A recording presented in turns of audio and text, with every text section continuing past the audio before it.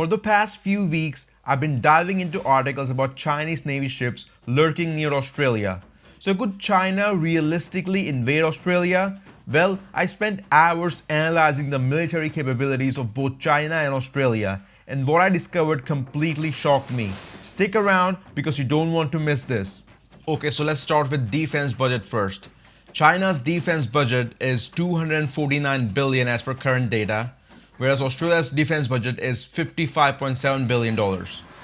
Talking about active personnel, China has more than 2 million active personnel in its army, whereas Australia only has around 57,000. Talking about tanks, China has more than 5,000 tanks and Australia only has 59. And I just want to say that while this data is not easy to find publicly because governments generally do not reveal such information online, I found this data from credible sources, so these are only rough estimates. Moving forward with missiles, China has more than 3,000 missiles, whereas Australia, I'm sorry, I tried to find some data on the internet, I couldn't find any. So as of now, I don't know how many missiles Australia has, but China definitely has around 3,000 missiles or maybe more. Talking about combat aircraft, China has more than 2,500 combat aircraft, whereas Australia only has around 108. Now, when it comes to naval vessels, China has more than 350 naval vessels, whereas Australia has around 50. And finally, and this is the game changer, nuclear. China has more than 500 warheads, whereas Australia, as of now, doesn't have any. So clearly, when it comes to military capability, China is the clear winner. Well, as you saw, China is like 100 times stronger than Australia, at least militarily. So theoretically, China could invade Australia because it's so strong. But does China really want to invade Australia? Okay, so let's talk about China's top 3 military targets first. The number 1 target of China is Taiwan. Straight up. Taiwan is seen by China as a breakaway province. And Xi Jinping has openly stated his goals to reunify Taiwan with China.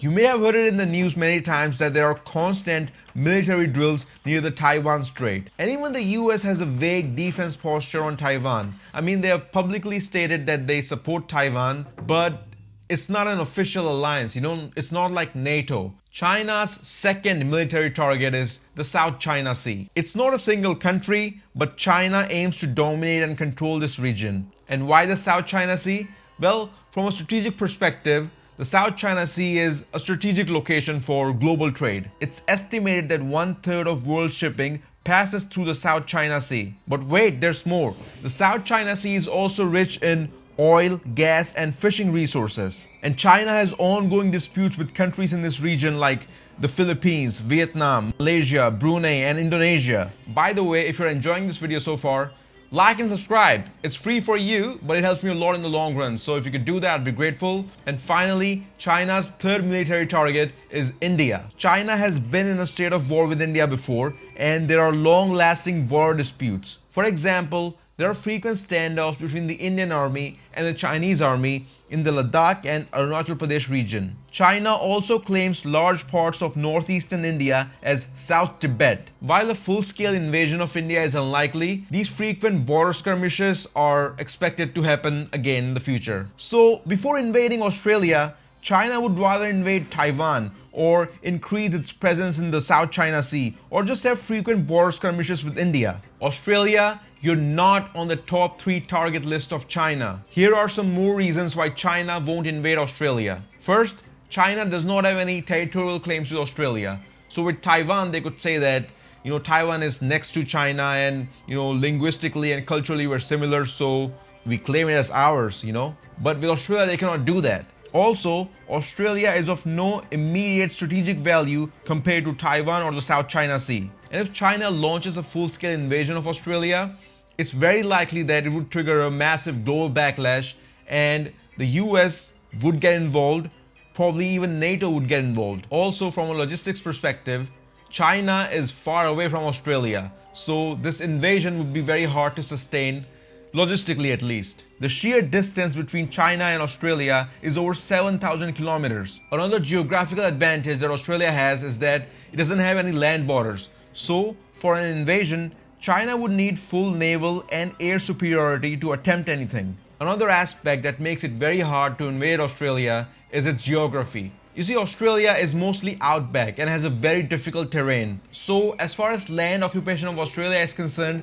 the terrain itself makes it very hard to sustain it. And the final reason why China would never invade Australia is trade. There's billions of dollars worth of trade that goes on between Australia and China China is not going to jeopardize it by invading Australia. But in a very unlikely and worst case scenario, if China does invade Australia, Australia has allies. So first of all, there's this AUKUS alliance between Australia, United Kingdom and United States. It was formed in 2021. It's basically a trilateral security pact focused on military technology sharing and nuclear-powered submarine capability for Australia. Remember, these are nuclear-powered submarines, not nuclear-armed. It's a major upgrade in Australia's military capabilities and a signal to China of deeper Western military integration in the Indo-Pacific. And then the other alliance is the Quad Alliance. This alliance particularly focuses on Indo-Pacific security, free and open sea lanes, cybersecurity, supply chains, and disaster response.